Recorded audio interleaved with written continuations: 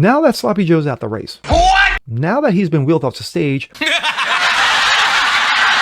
who will get the keys to his convertible? I don't give a fuck. That person, Queen of the Word Seller herself, Don't say Kamala Harris. We did it, Joe. So expect racisms, sexism, and phobiaisms to be all on the menu. You sure about that? I'm Jazz Berganzo on this. There, somewhere out there, Willie Brown is smiling and going, that's my girl. That's racist! Fuck you. And it's what's next.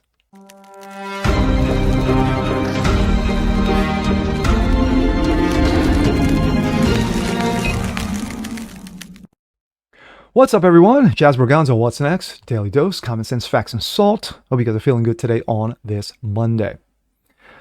Well, now that we have gotten over the initial shock and just awe and just how and what's and why's, and really no one cares at this point. The fact of the matter is that Joe's out of the race. And being that Joe's out of the race, which most people expected a year ago, not to, try to usurp the energy that came off the RNC convention, especially after one Donald Trump almost got ended. Now what? Who gets the keys to his convertible? A number of names have popped up within the last 24 hours, from Haggy Hillary to Big Mike. But insiders are saying that the Queen of the Word Seller herself, the knee pads woman herself, one Kamala Harris, is now the front runner. So now where do we go? Well, with Joe, it was easy. His gaffes, he's tripping over himself, he's falling up the stairs, his sad, dementia in real time on stage. But with Kamala Harris, cackling Kamala Harris herself, yes, her cackle is second to none, probably may be one step below Hillary's. But expect plenty of racisms, sexisms, and phobiaisms to be aimed squarely directly at the right, because of course she's black, she's a woman, and she has a vag, we think. This coming out of Outkick. Everything's about to be racist with Kamala Harris, now the Democratic frontrunner. Oh, here comes the race card. Yes, I'm sure Al Sharpton is loving every minute of this. Kamala Harris is overwhelmingly expected to replace Joe Biden at the top of the ticket, though it's not yet official. But if and when it is, expect the party to rally around the one not so unifying message of race.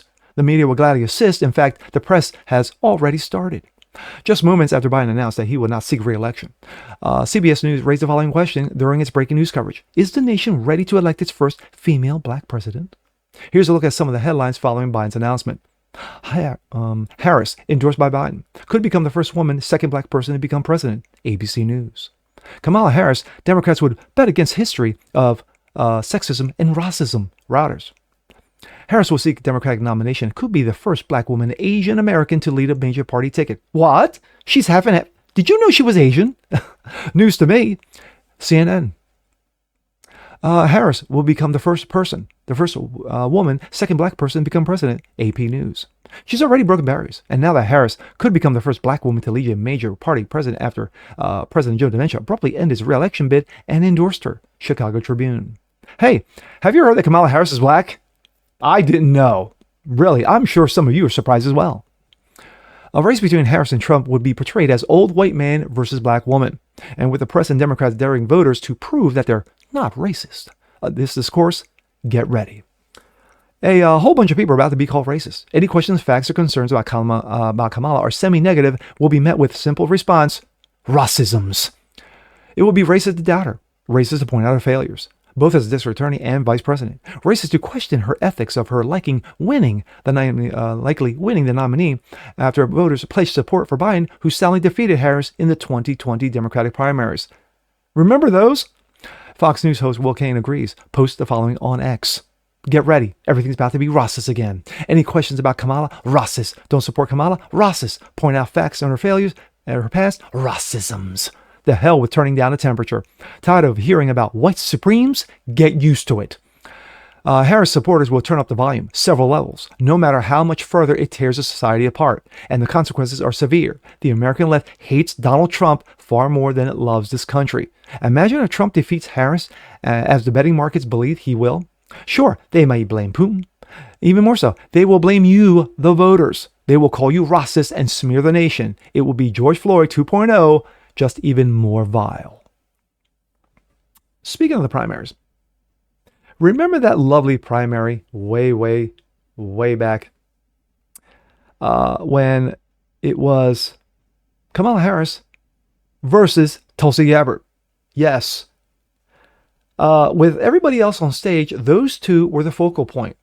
And when Tulsi Gabbard went after her regarding her not so stellar record as district attorney in California, she wrecked her. Kamala Harris got destroyed on stage, and that was the very end of her presidential run. So bad that not even California would give her 1% of the vote. Not even her home state gave up. So now we fast forward.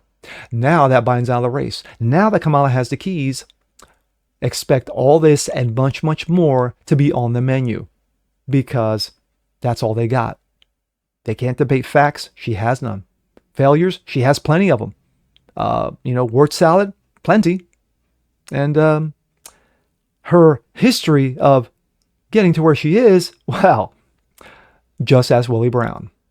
And with that being said, I'm Jazz Berganzo. This is What's Next. Want to see more like this? Please have a comment below. Like it, share, subscribe to it. Hit that notification bell so you guys never miss a thing. Continue spreading the word about the show. Appreciate you guys watching as always. And we'll see you on the next one. Peace.